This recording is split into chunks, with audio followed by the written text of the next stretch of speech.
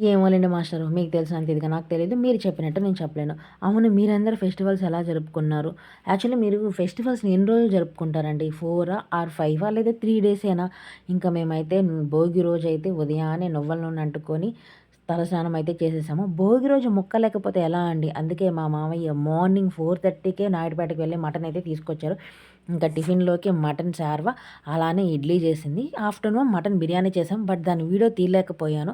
ఇంకా ఈరోజే మా అత్తమ్మ బర్త్‌డే కాబట్టి ఇంకా కేక్ కటింగ్ కూడా చేసేసాము. మా అత్తమ్మ ప్లస్ మా బాబు ఇద్దరు కలిసి కేక్ కటింగ్ అయితే చేశారు. మా బాబుకి ఇప్పటికి బిస్కెట్ కానీ, చాక్లెట్ కానీ ఎట్లాంటి బేకరీ ఐటెమ్స్ అయితే పెట్టలేదు. అసలు నమ్ముతారో లేదో కదా! చాలామంది బిస్కెట్ పెట్టండి అదే అంటారు. కానీ మేము ఇప్పటికైతే పెట్టలేదు. సో, మీరు కూడా ఎవరు పెట్టొద్దు. సంక్రాంతి రోజు అనేది పెద్ద పండగ రోజు మా అత్తమ్మ వాళ్ళు జరుపుకోరు.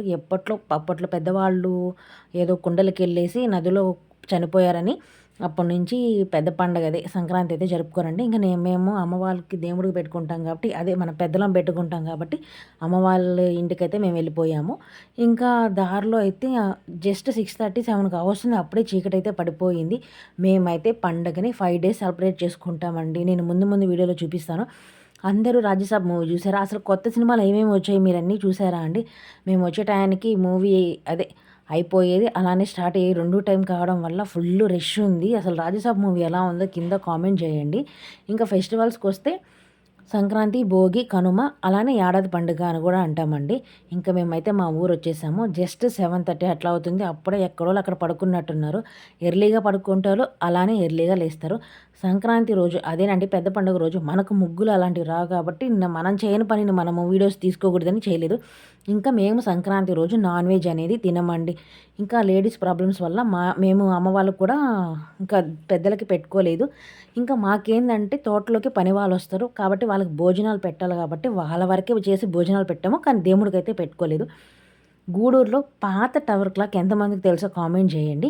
ఇంకా ఫెస్టివల్స్ విషయానికొస్తే నిదానంగా మాట్లాడుకుందాం రండి.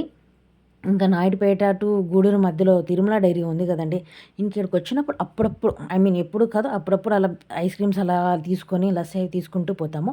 ఇంకా ఫెస్టివల్స్‌కి వస్తే భోగి, సంక్రాంతి అదేనండి పెద్ద పండుగ. మేము పశువుల పండుగ అంటాము. ఆ నెక్స్ట్ డే కనుమ అంటారు. కనుమ రోజు ఏందంటే ఎవరు ఒకవేళ ఫెస్టివల్స్‌కి ఎవరైనా వచ్చున్నా ఎవరు కూడా జర్నీలు చేయడం కానీ, కనీసం తలస్నానం కూడా చేయరు అలా ఉంటుంది. ఇంకా ఫిఫ్త్ డే ఏడాది పండుగ. గొబ్బేళ్ళు అంటారు కదండీ! ఆ రోజు పెట్టుకుంటారు. ఆ రోజైతే చాలా బాగా జరుపుకుంటారనమాట.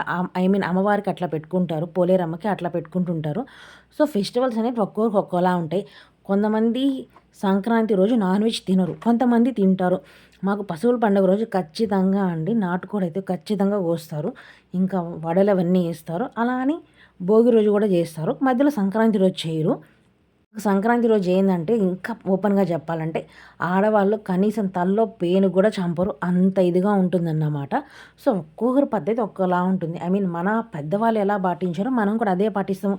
లేదు మేము ఇలా చేసాము మీరు అలానే చెయ్యండి అని ఎవరికీ చెప్పొద్దు. అంటే నేనెందుకు చెప్పానంటే కొన్ని వీడియోస్‌లో ఇలాంటి కాంట్రోవర్సీ‌లొచ్చాయి. సర్లేండి మరి ఉంటా. Bye bye.